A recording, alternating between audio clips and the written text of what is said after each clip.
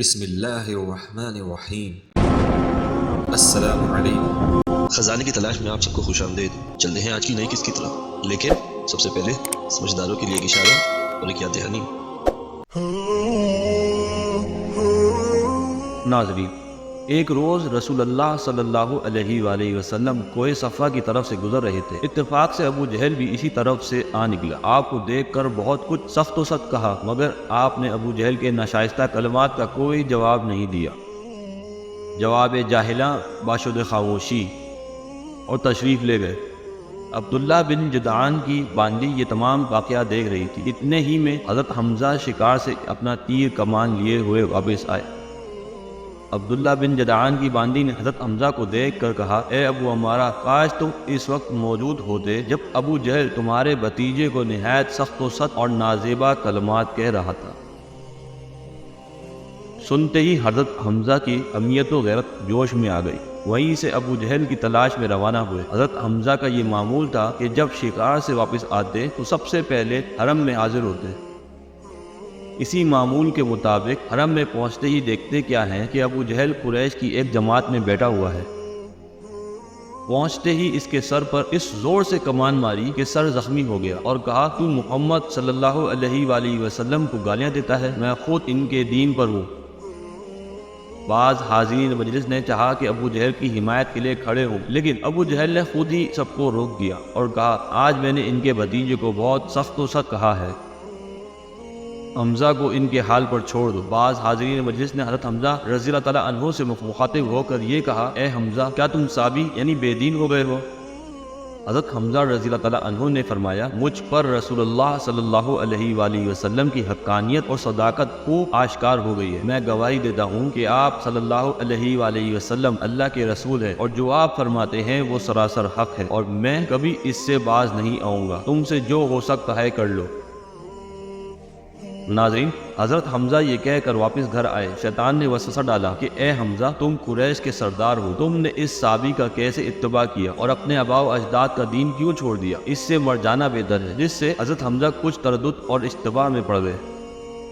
حضرت حمزہ رضی اللہ تعالیٰ عنہ فرماتے ہیں کہ میں نے اللہ جل شانہ سے دعا مانگی کہ اے اللہ، اگر یہ ہدایت ہے تو اس کی تصدیق میرے قلب میں ڈال دیجئے، ورنہ اس سے نکلنے کی کوئی صورت پیدا فرما۔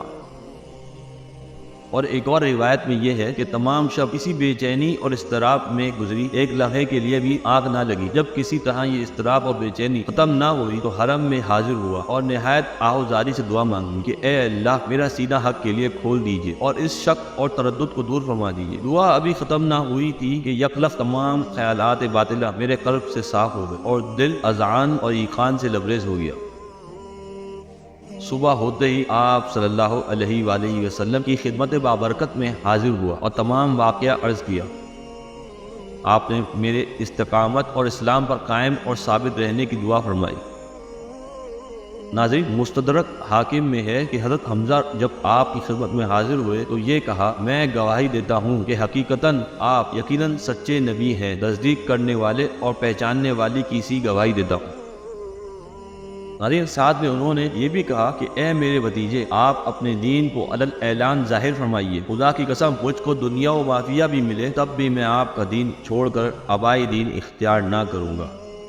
اور اس کے بعد یہ اشعار پڑھے جن کا ترجمہ کچھ اس طرح سے ہے کہ اور میں نے خدا کی حمد و ثنا کی جبکہ اس نے میرے دل کو اسلام اور دین ابراہیمی کے لیے قبول کرنے کی توفیق دی، اس دین کی توفیق دی جو ایسے پروردگار کی طرف سے آیا ہے جو کہ بندوں کے حال سے باخبر اور ان پر مہربان ہے۔ جب اس کے پیغام ہم پر پڑھے جاتے ہیں تو کامل عقل انسان کے آنسو بہنے لگتے ہیں۔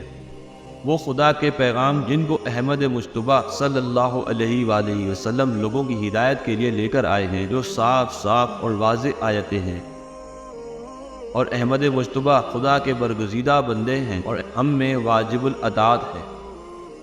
جو حق وہ لے کر آئے ہیں اس کو درست کلامی سے نہ چھپاؤ۔ خدا کی قسم، جب تک ہم تلوار سے فیصلہ نہ کر لیں اس وقت تک محمد صلی اللہ علیہ وآلہ وسلم کو ہرگز لوگوں کے حوالے نہ کریں گے۔ ناظرین، فی الحال آج کے لیے بس اتنا ہی۔ اگر آج کی قسط آپ کو پسند آئی ہو تو لازمی لائک ضرور کیجیے گا۔ ہمارے ساتھ جڑے رہنے کے لیے اور حضور اکرم صلی اللہ علیہ وآلہ وسلم کی زندگی کے بارے میں مزید جاننے کے لیے چینل کو لازمی سبسکرائب بھی کیجیے اور اپنے پیاروں سے بھی لازمی شیئر کیجیے۔ ملتے ہیں اگلی قسط میں، جب تک اپنا بہت سارا خیال رکھیے گا۔ اللہ حافظ۔